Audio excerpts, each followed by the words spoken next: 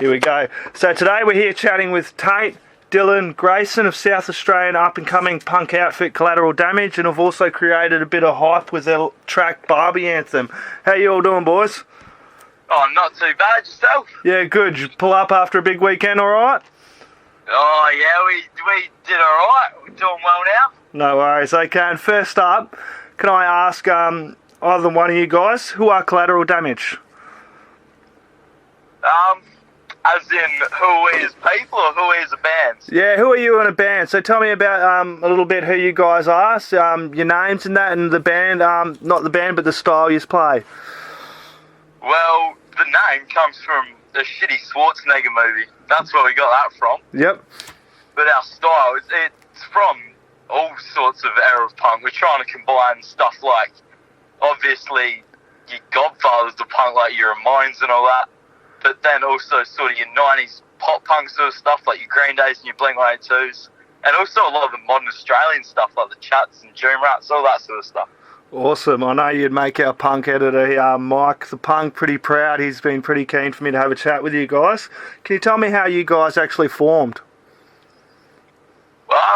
So my dad, Daniel Harris, he's part of a really good Adelaide metal band, Submerge. Yep, I've heard of Submerge. I done an album review for him a while ago. Cool bunch of guys. Bloody good stuff. And they asked me, or Dad asked me, we're coming to Perry. Would you blokes be able to, do you have a band that would be able to open for us? And I said, yeah, I've got a band. I didn't have a band. So I quickly had to form one. So got me mate Tate and this kid called Grayson, and we bloody started a band. Ah, that's awesome.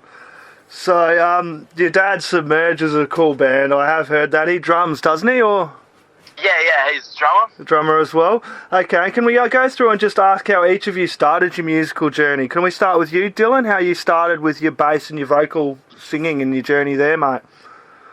Oh, bass started when I first saw Iron Maiden, Book of Souls tour.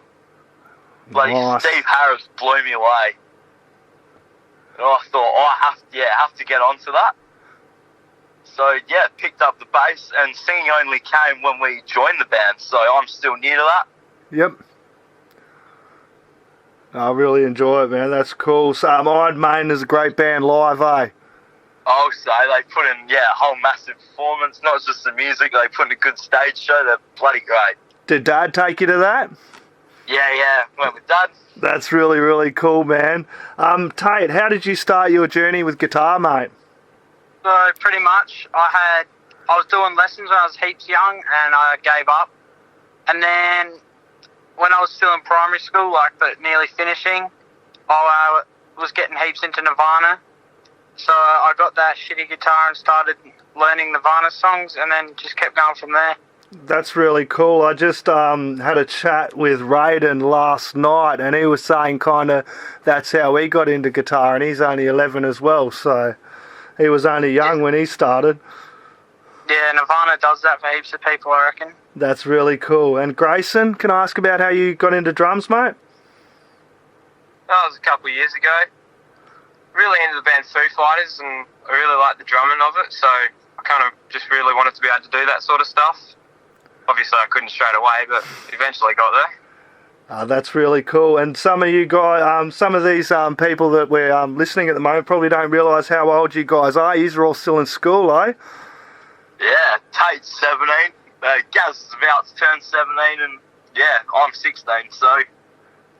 That's really cool. You're definitely punching some good goals there. How did you first all get into punk? So probably start with Dylan. How did you get into punk, mate? My dad, obviously, he's shown me all these bands all throughout the years, but the main one that really made me want to start a band is, again, Foo Fighters. Yep. That's really cool. You got a cool dad there, eh? He's really influenced you with some good music at a young age, which is really cool. Tate, how did you get into punk? When I was only little, and would have been, 2006, my uncle showed me the American Idiot album, and I just loved it. Yeah, cool. Yeah, I started getting into Green Day really early, back in their Dookie album, and I was about 16, 17, cranking that flat out as well. So they're a great band. Great record album. Yeah. Grayson, how did you get into punk music, mate? Really easy stuff to sort of learn on the drums, like the Ramones and all that. Yep. So when I started the drums, I'd start playing Ramones, and that was just easy stuff to learn. Oh, that's really. And then they got me into punk. That's really encouraging. You definitely have some good taste in music. Can we go through and just talk about some of the people that have helped inspire and influence you guys in your young career so far? Obviously, we'll start with you, Dylan? I'm thinking Dad's probably a big one. Oh, 100%. As far as people that I know, he's probably the one that's definitely pushed it the most. Got me my first gig, my first bass. Really, pushed me into music, and I'm bloody glad that he did. That's really cool. And musician-wise, who, as we're saying, Steve Harris has definitely helped inspire you. Is there anyone else that you helped inspire you and influence you in the bass world? Bass-wise, not so much. I feel like Steve Harris and definitely Lemmy from Motorhead. I've taken a lot from Lemmy's style, how he just really beats it and plays it like a guitar. Yep. No, that's awesome. Okay, and Tate, for you, for guitar, mate? For people that I know, it'd be my uncle who got me into mainly Green Day, my all-time favourite, when I was really young. So yeah, he'd probably be the one that got me into it. Yeah, no, that's awesome. Grayson? Well, it'd be my dad introducing me to bands like Foo Fighters, and basically starting me wanting to play the drums. That's really encouraging that you all have a really great family that have supported and helped you bring you up really with kind of some really good music, because there's so much of that commercialised stuff that's just shoved down young people. They don't get much of a chance. It seems like you guys have had some real good some musical influences in your life, that's for sure. Yeah, exactly. It really helps, man. I have family all pushing it and making the dream work. So can I ask about the recent shows you've had? You've recently run a Port Pirie, the punk show, also the Moodoo Port Pirie, and Dan from False Flag Promotions down there is doing some really, really good things and promoting music in regional areas, man. What were those shows like for you first? Port Pirie Punk Show, I pretty much met up with Dan, and he's like, punk shows in 2 weeks, do you just want to hop on the lineup? So we're like, yeah, of course. So we did that. And then we did Moodoo, which was good. And then, that people loved it there. We were playing Ramones and shit. They were just loving it. That is really, really cool. What does it mean to have shows like this and, booking people and in that regional area for you to get out there and get on stage and just play live? It's really good stuff. In Pirie, it's hard in like a country town. There's not many places you can play. There's plenty of bands out there, great bands like Stuff of the Avenue, great Port Pirie band that's played with a few times. But it's just there's plenty of bands to play with. It's just not many venues and occasions. And promoters putting on these shows, I suppose, because I have seen what Dan's been doing over there, and I was a part of it last year, and it's really great with what he's doing and putting on these shows. So more power to Dan and you guys for rocking out those regional areas. Yeah, cheers, man. Dan's a great bloke. He's put on all this stuff and helped us a fair bit with it. Yep.